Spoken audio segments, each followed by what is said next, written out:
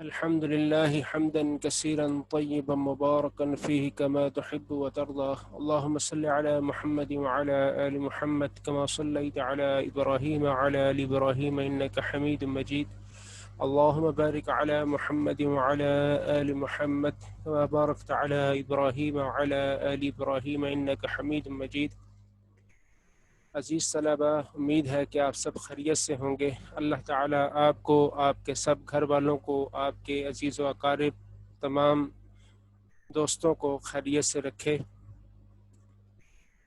ہمارا آج کا سبق سورۃ الانفال کے پہلے رکوع پر مشتمل ہے۔ اس رکوع میں 10 آیات ذکر کی گئی ہیں۔ سورۃ الانفال کا مختصر تعارف پہلے کروا دیا جائے تو بہتر ہوگا۔ سورۃ الانفال قرآن مجید کی 8ویں سورت ہے اور یہ مدنی سورت ہے۔ مدنی اور مکی سورت میں فرق کرنے کے لیے مفسرین نے یہ ذکر کیا ہے کہ جو سورت ہجرت مدینہ کے بعد نازل کی گئی ہو وہ مدنی سورت ہے، اور جو ہجرت مدینہ سے پہلے نازل ہوئی ہو وہ مکی سورت ہے۔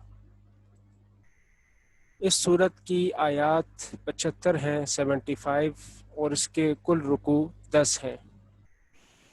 اس سورت کا نام اس کے پہلے جملے یسألونک عن الانفال سے لیا گیا ہے۔ الانفال کا معنی ہے مال غنیمت۔ الانفال نفل کی جمع ہے، اور مال غنیمت کے لیے یہاں پر الانفال کا لفظ استعمال ہوا ہے۔ اب مال غنیمت کیا ہے؟ مال غنیمت وہ مال یا وہ ساز و سامان ہوا کرتا ہے جو دشمن سے جنگ کے دوران یا جنگ کے بعد لڑائی میں حاصل ہو۔ اس صورت میں جنگ بدر کے واقعات کو مکمل طور پر بیان کیا گیا ہے، اور مسلمانوں کی غزوات اور جہاد کے متعلق مکمل طور پر رہنمائی کی گئی ہے۔ اب ہم اپنے سبق کی طرف آتے ہیں، اور ساتھ ساتھ اس کی ڈیٹیل میں واقعات کی تفصیل بھی ذکر کرتے چلے جائیں گے۔ بسم اللہ الرحمن الرحیم، اعوذ باللہ السمیع العلیم من الشیطان الرجیم، بسم اللہ الرحمن الرحیم۔ یسألونک عن الانفال قل الانفال للہ والرسول فاتقوا اللہ واصلحوا ذات بینکم واطیعوا اللہ ورسولہ ان کنتم مؤمنین۔ یسألونک، آسانی کے لیے لفظی ترجمہ کے ساتھ قرآن کو ابھی کھولا جائے گا، تو اگر کسی اسٹوڈنٹ کے لیے قرآن مجید کو سکرین پر دیکھنا مشکل ہو یا دشوار ہو تو وہ اپنی درسی کتاب کا صفحہ نمبر 7 کھول لیں۔ تو ہم لفظی ترجمہ کے ساتھ، تاکہ زیادہ ڈیٹیل اور آسانی کے ساتھ آپ اپنے سبق کو سمجھ سکیں۔ یسألونک، وہ سوال کرتے ہیں، کا آپ سے، کا یہ ضمیر ہے، واو نون یہاں پر جمع کے لیے ذکر کیا گیا ہے اور نیلے رنگ کے ساتھ ذکر کیا گیا تاکہ آپ کو معلوم ہو کہ یہ جمع کے لیے یہاں پر مراد ہے۔ یسألون، وہ سب سوال کرتے ہیں آپ سے، عن کا مطلب ہوتا ہے کہ متعلق، کے بارے میں، الانفال مال غنیمت، وہ سب آپ سے سوال کرتے ہیں مال غنیمت کے بارے میں۔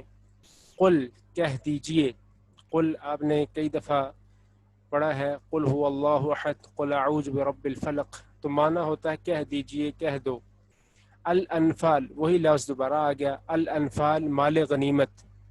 للہ آپ نے کئی دفعہ پڑھا ہے، الحمد للہ رب العالمین، تمام تعریفیں اللہ کے لیے ہیں، تو للہ اللہ کے لیے، والرسول، اور رسول اللہ صلی اللہ علیہ وسلم کے لیے۔ الف لام نکرہ کو معرفہ بنا دیتا ہے، خاص کر دیتا ہے، تو یہاں پر رسول اللہ صلی اللہ علیہ وسلم مراد ہوں گے۔ فاتقوا اللہ، تو تم ڈرو اللہ سے۔ یہاں پر پھر واو الف بتایا رہا ہے کہ یہ جمع کے لیے استعمال ہو رہا ہے، بس تم سب ڈر جاؤ اللہ سے۔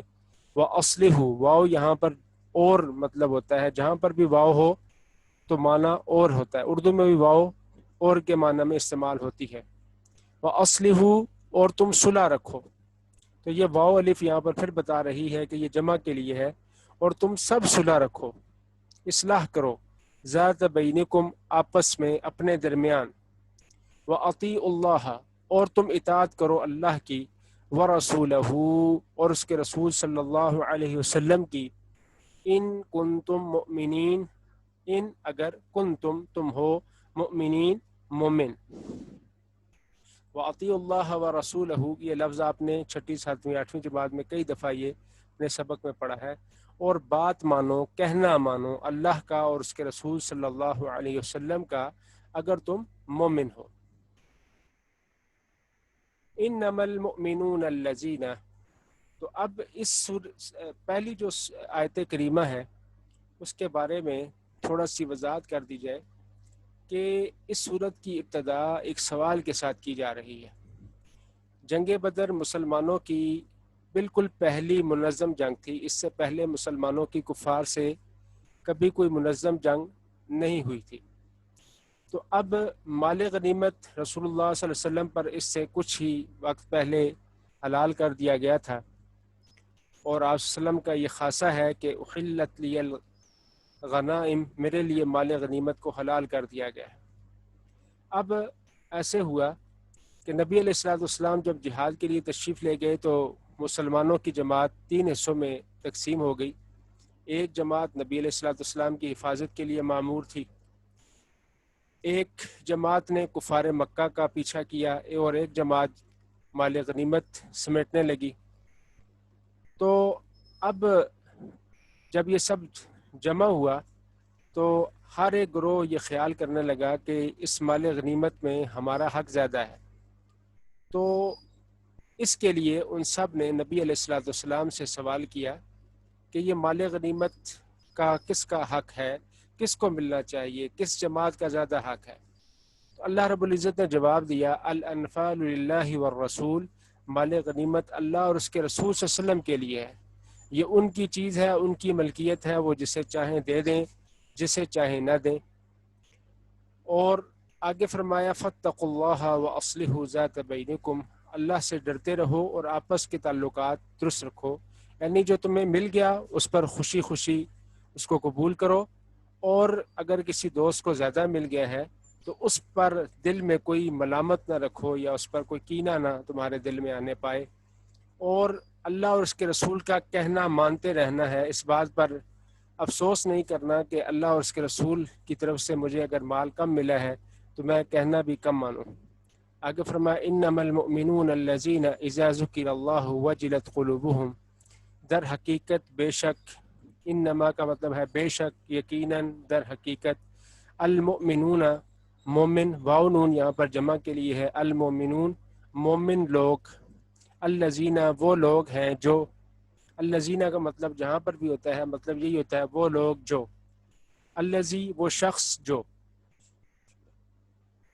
تو الذین جمع کے لیے استعمال ہوا ہے.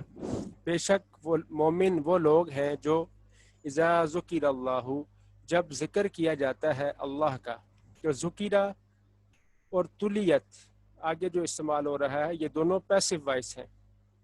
جب اللہ کا ذکر کیا جاتا ہے وجلت قلوبہم، تو ڈر جاتے ہیں ان کے دل، وجلت ڈر جاتے ہیں، قلوبہم ان کے دل.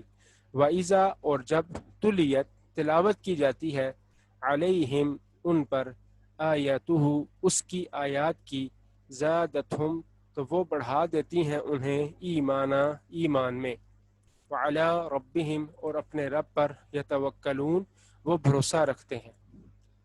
تو یہاں پر اللہ رب العزت نے مومنین کی صفات ذکر کرتے ہوئے فرمایا کہ جب اللہ کا ذکر کیا جاتا ہے تو ان کے دل ڈر جاتے ہیں. مراد یہ ہے کہ وہ اللہ کی ناراضگی سے ڈر جاتے ہیں کہ کہیں اللہ رب العزت ہم سے کوئی ایسا عمل نہ ہو جائے جس سے اللہ تعالی ناراض ہو جائیں. وہ اللہ کی ناراضگی، اللہ کے غصے سے ان کے دل خوفزدہ ہو جاتے ہیں. اور جب قرآن مجید کی آیات ان پر تلاوت کی جاتی ہیں تو ان کا ایمان بڑھ جاتا ہے، ان کے ایمان میں ترقی ہو جاتی ہے، ان کا دل اللہ کی محبت سے لبریز ہو جاتا ہے. وعلی ربہم یتوکلون اور وہ اپنے رب پر بھروسہ رکھتے ہیں کہ وہ سمجھتے ہیں، ان کو اللہ کی طرف سے یہ حکم ہے کہ محنت وہ کرتے رہیں اور اس کا رزلٹ اللہ پر چھوڑ دیں. تو اب اس عمل میں وہ بھروسہ اللہ کی ذات پر ہی رکھتے ہیں. آگے فرمایا الذین یقیمون الصلاۃ، وہ لوگ جو قائم کرتے ہیں الصلاۃ، نماز. صلاۃ کا لفظ آپ نے کئی دفعہ سنا ہے، پڑھا ہے الصلاۃ خیر من النوم، حی علی الصلاۃ. تو صلاۃ کہتے ہیں نماز کو. یقیمون کا لفظ استعمال ہوا ہے قائم کرنا، مقیم بھی اردو میں استعمال ہوتا ہے. واو نون یہاں پر جمع کی طرف اشارہ کر رہا ہے. یقیم، مقیم، قائم کرنے والے. وہ لوگ جو قائم کرتے ہیں الصلاۃ، نماز کو. ومما، یہ لفظ ہے من ما، اس میں سے جو. من کا مطلب ہوتا ہے سے، ما جو، اس میں سے جو. رزقناہم، نا کا مطلب ہوتا ہے ہم. نون لکھنا جہاں پر بھی استعمال ہوگا ہم مانا ہوگا. رزقناہم، ہم نے ان کو رزق دیا. ہم کا مطلب ہے ان کو، ہم نے رزق دیا ان کو. ینفقون، وہ خرچ کرتے ہیں. یہاں پر بھی پھر واو نون بتا رہا ہے کہ یہ جمع کے لیے آیا ہے. الذین یقیمون الصلاۃ، وہ لوگ جو قائم کرتے ہیں نماز کو. ومما، اور اس میں سے جو رزقناہم، ہم نے ان کو رزق دیا. ینفقون، وہ خرچ کرتے ہیں. تو اب یہاں پر اللہ نے یہ اس طرف اشارہ کیا ہے اللہ تعالیٰ کہ الذین یقیمون الصلاۃ، یہ نہیں کہ الذین یصلون الصلاۃ، تو وہ نماز پڑھتے ہیں. فرمایا قائم کرتے ہیں. قائم کرنے کا مطلب کیا ہے کہ نماز کو اس کی آداب اور اس کی شرائط کے ساتھ، اس کے اوقات کا خیال رکھتے ہوئے وہ نماز کو پڑھتے ہیں. تو اس کو قائم کرنا کہتے ہیں. اور آگے فرمایا وَمِمَّا رَزَقْنَاهُمْ، اور جو ہم نے ان کو رزق دیا وہ خرچ کرتے ہیں. یعنی مال میں سے بخیل بن کر نہیں بیٹھ جاتے، بلکہ اللہ کے راستے میں بھی خرچ کرتے ہیں. اولئک هم المؤمنون حقا. اولئک، ذالک کی جمع ہے. آپ نے پہلے اس پارے کے بھی شروع میں پڑھا ہے اولئک علی ھدی من ربہم. تو اولئک کا مطلب ہوتا ہے ذالک کی جمع وہ لوگ، وہی لوگ ہیں. ہم المؤمنون، وہی مومن. حقا، سچے، حقیقی. یہی سچے مومن ہیں، یہ سب سچے مومن ہیں، حقیقی مومن ہیں. لہم، ان کے لیے. درجات، بڑے درجے ہیں، مرتبے ہیں. عند ربہم، ان کے رب کے پاس. ومغفرۃ، اور بخشش ہے. ورزق کریم، اور عزت کی روزی ہے. تو اللہ تعالیٰ نے فرمایا کہ جو وہ محنت اس دنیا میں کر رہے ہیں تو ان کی محنت کو ٹھکرایا نہیں جائے گا، بلکہ اس کی قدر کی جائے گی. اور اللہ تعالیٰ ان کو اپنے پاس بڑے بڑے مراتب اور بڑے بڑے مقامات عطا فرمائے گا. اور جو غلطیاں کوتاہیاں ہوئیں ان پر بخشش فرمائے گا، اور ان کو اعلیٰ ترین رزق اپنے ہاتھ سے عنایت فرمائے گا. آگے فرمایا کما اخرجک ربک من بیتک بالحق، اسی طرح یا جس طرح اخرجک، نکالا تھا آپ کو. ربک، آپ کے رب نے. من بیتک، آپ کے گھر سے. بالحق، تدبیر کے ساتھ. وان، اور بے شک. فریقا، ایک جماعت. من المؤمنین، مومنوں میں سے. لکارہون، ناخوش تھی. تو مومنوں کو بھی اپنے گھروں سے ایسے ہی نکل جانا چاہیے جس طرح کہ آپ کے پروردگار نے آپ کو آپ کے گھر سے تدبیر کے ساتھ نکالا. اور بے شک مومنوں کی ایک جماعت ناخوش تھی. ہم اس کی تھوڑی وضاحت بعد میں کریں گے. یجادلونک، وہ جھگڑتے ہیں. یجادل مجادلہ سے ہے، جھگڑنا، جھگڑا کرنا. وہ جھگڑا کرنے لگے کا، آپ سے. فی کا مطلب ہے میں. ان، جو انگلش میں ان ہوتا ہے، یہ فی اسی میننگ میں استعمال ہوتا ہے. فی الحق، حق بات میں. بعد، بعد اس کے. ما تبینہ، ما کا مطلب ہوتا ہے جو. تبینہ، جو واضح ہو چکا، جب واضح ہو چکا.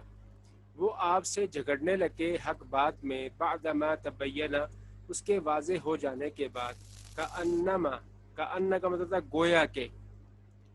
ما یساقون، کأنما، گویا کہ. یساقون، وہ ہانکے جا رہے ہیں. الی الموت، الی کا مطلب ہوتا ہے طرف، ٹو، جو انگلش میں استعمال ہوتا ہے ٹی او، تو الی وہی معنی دیتا ہے. الی الموت، موت کی طرف. وہم، اور وہ. ینظرون، دیکھ رہے ہیں. ہم، دے کا میننگ دیتا ہے.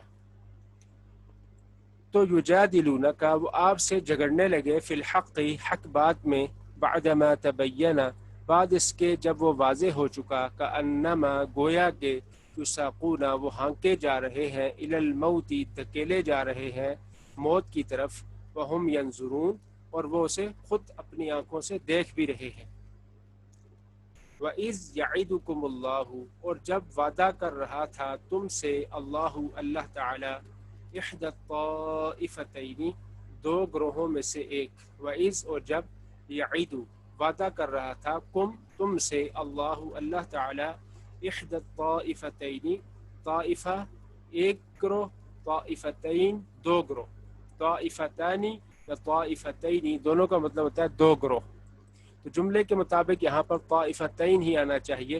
تو دو گروہوں میں سے ایک، جب تم سے اللہ وعدہ کر رہا تھا کہ دو گروہوں میں سے ایک، انہا، بے شک وہ، لکم، تمہارا ہے، وتودون، اور تم چاہتے تھے، ودا یا ودو کا مطلب ہوتا ہے چاہنا، ان، بے شک، غیر ذات الشوکتی، بغیر اسلحے والا، بغیر شان و شوکت والا، تکون، ہو جائے، لکم، تمہارے لیے، ذات کا مطلب ہوتا ہے والا، شوکت کو کہتے ہیں شان و شوکت، غیر کا مطلب ہے بغیر، بغیر شان و شوکت والا، تکون، ہو جائے، لکم، تمہارے لیے، لکم دینکم ولی دین، تمہارے لیے تمہارا دین ہے، لکم، تمہارے لیے، وَيُرِيدُ اللَّهُ، اور اللہ چاہتا تھا، أَن يُحِقَّ الْحَقَّ، کہ سچ کو سچ کر دکھائے، حق کہتے ہیں سچ کو، أَن يُحِقَّ الْحَقَّ، کہ سچ کو سچ کر دکھائے، بِكَلِمَاتِهِ، اپنے فرامین کے ساتھ،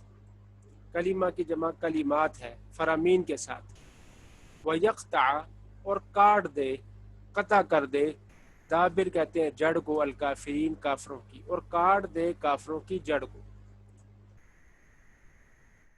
لِيُحِقَّ الْحَقَّ، تاکہ سچ کو سچ کر دکھائے، وَيُبْطِلَ الْبَاطِلَ، اور جھوٹ کو جھوٹ کر دکھائے، باطل جھوٹ کو کہتے ہیں، حق سچ کو کہتے ہیں، تاکہ سچ کو سچ کر دکھائے، وَيُبْطِلَ الْبَاطِلَ، اور جھوٹ کو جھوٹ کر دکھائے، وَلَوْ، اور اگرچہ، کَرِہَ، کراہت کرے، نفرت کرے، المجرمون، مجرم لوگ، ولو، اور اگرچہ، کریہا، ناپسند جانے، برا جانے، المجرمون، مجرم لوگ، کافر لوگ۔ اب یہ جو ہم نے آیات ابھی پڑھی ہیں، ان کے اندر جو آپ نے یجادلونک فی الحق بعدما تبین، وہ سب آپ سے جھگڑتے ہیں حق بات میں اس کے واضح ہونے کے بعد، گویا کہ وہ موت کی طرف دھکیلے جا رہے ہیں اور اسے دیکھ رہے ہیں۔ یہ دراصل اس واقعے کی طرف اشارہ ہے کہ جب نبی علیہ الصلوۃ والسلام کفار کی طرف پیش قدمی تو نہیں کرنا چاہتے تھے، دراصل ہوا یہ کہ کفار مکہ نے مکہ مکرمہ میں تو نبی علیہ الصلوۃ والسلام اور آپ کے ساتھیوں پر ظلم کے پہاڑ کھڑے کر رکھے تھے، وہاں پر تو سکون کا سانس نہیں مل رہا تھا۔ اب آپ علیہ الصلوۃ والسلام نے جب مدینہ کی جانب ہجرت کی تو یہاں پر بھی کفار نے آپ علیہ الصلوۃ والسلام اور آپ کے ساتھیوں کے لیے رہنا دشوار بنا دیا۔ آئے روز مکہ مکرمہ سے کوئی ٹولی آتی اور مسلمانوں کے جانوروں کو لوٹ کر وہ لے جاتے۔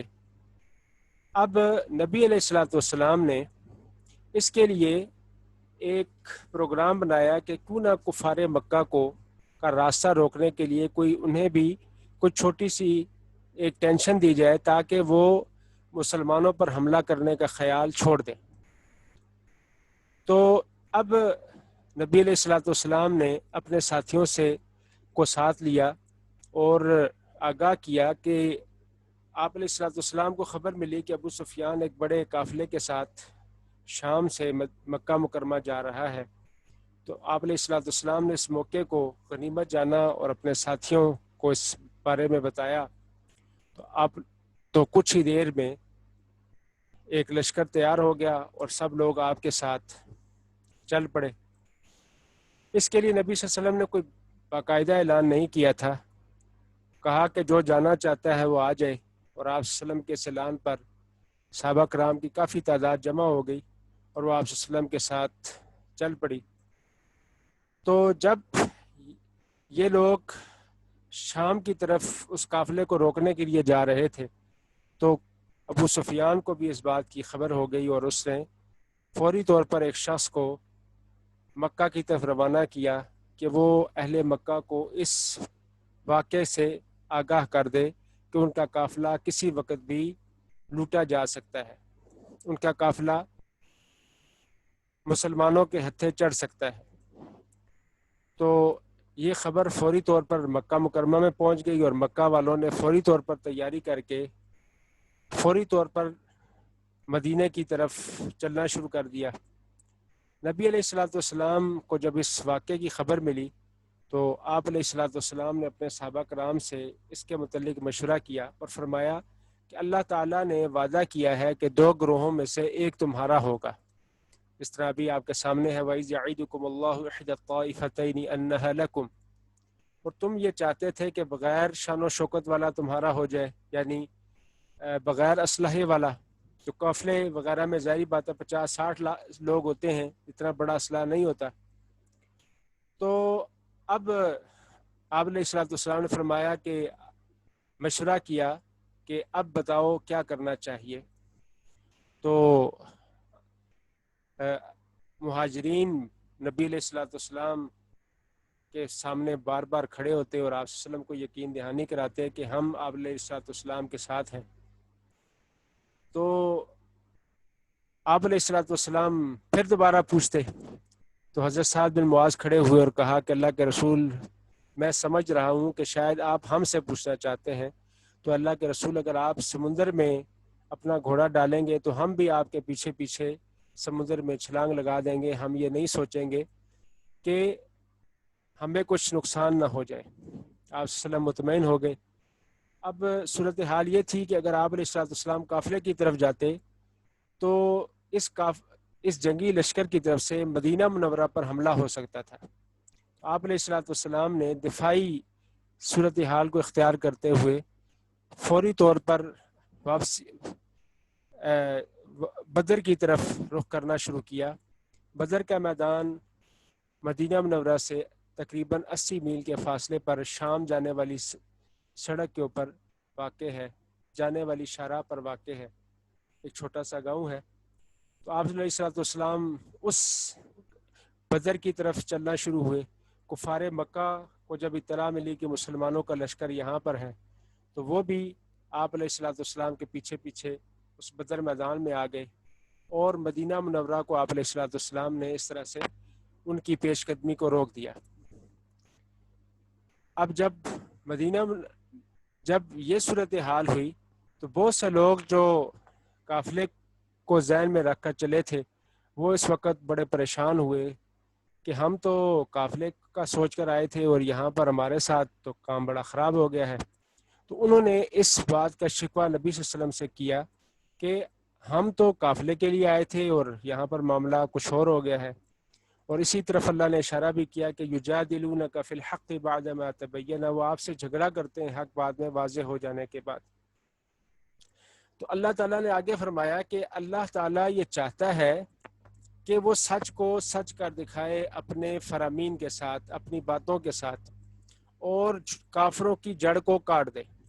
اب اگر مسلمان قافلے کی طرف جاتے، قافلے کو نقصان پہنچتا بھی تو اس کا کفار پر کوئی اتنا بڑا اثر نہ ہوتا۔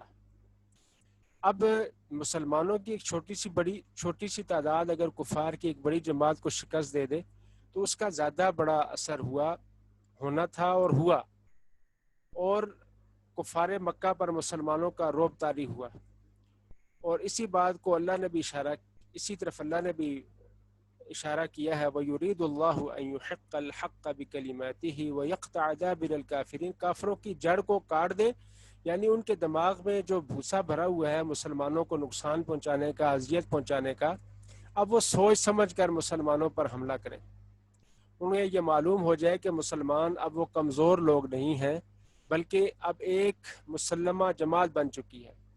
آگے فرمایا لِيُحِقَّ الْحَقَّ، تاکہ سچ کو سچ کر دکھائے، دنیا کے سامنے بھی آ جائے کہ کیسے ممکن ہے کہ ایک چھوٹی سی جماعت اتنے بڑے لشکر کو شکست دے دے جس کے پاس ساز و سامان ان سے کہیں گنا زیادہ ہو۔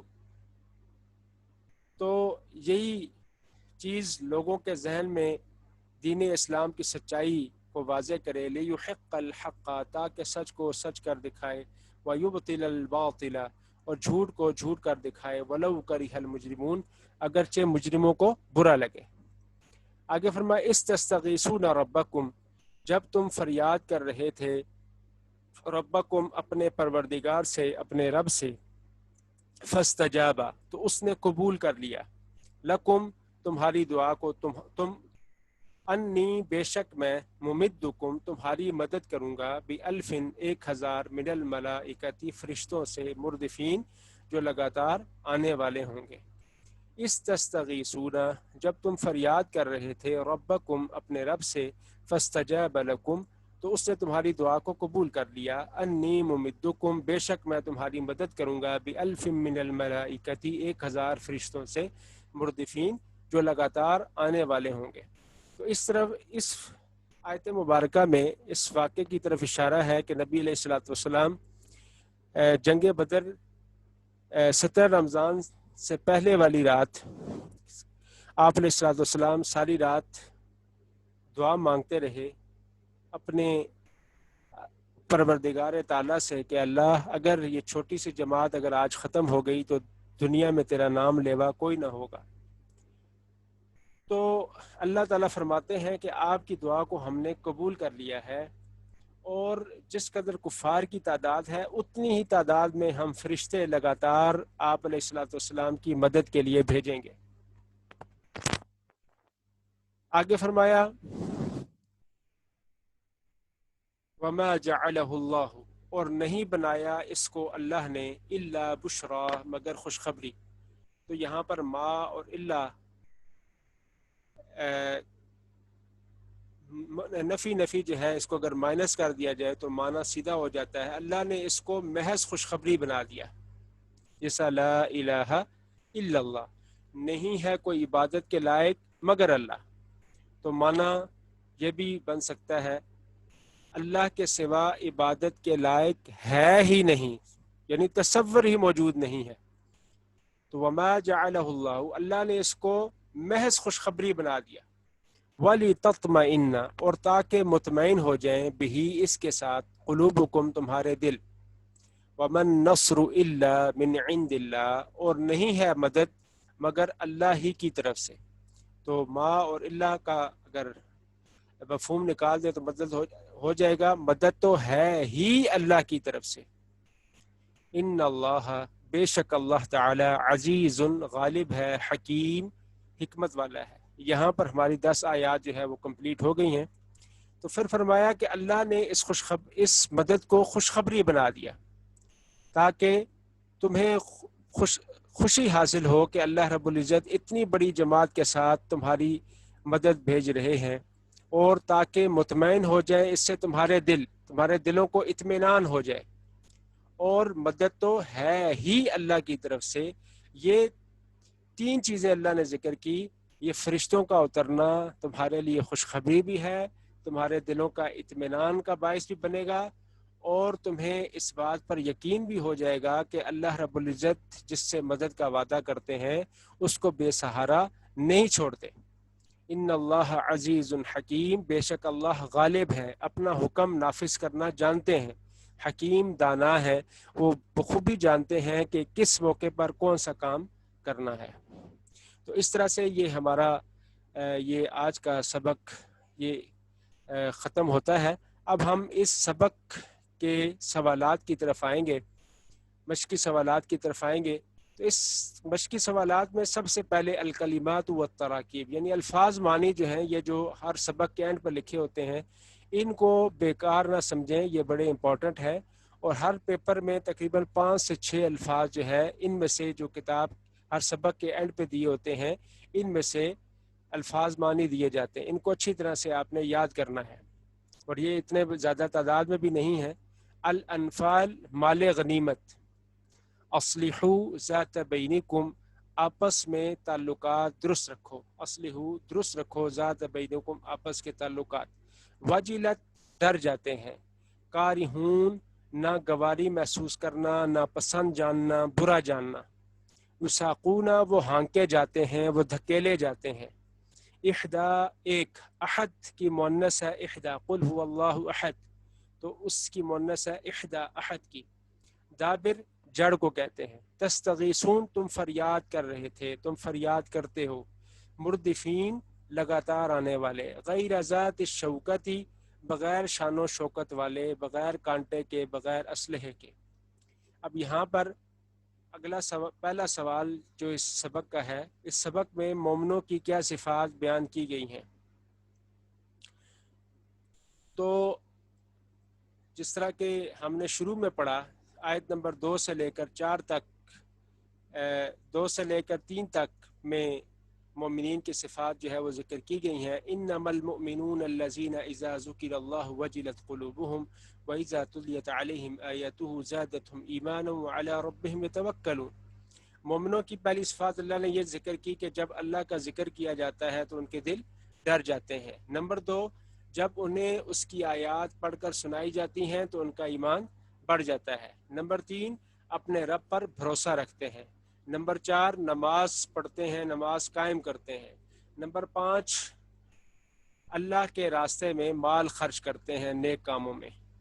تو یہ 5 صفات جو ہیں یہ مومنوں کی اس صورت مبارکہ کے شروع میں ذکر کی گئی ہیں۔ اگلا سوال ہے 2 گروہوں سے کیا مراد ہے؟ تو 2 گروہوں سے مراد ایک ابو سفیان کا وہ تجارتی قافلہ ہے جو شام سے مکہ مکرمہ کی طرف 50,000 مالیت کا ساز و سامان لے کر جا رہا تھا۔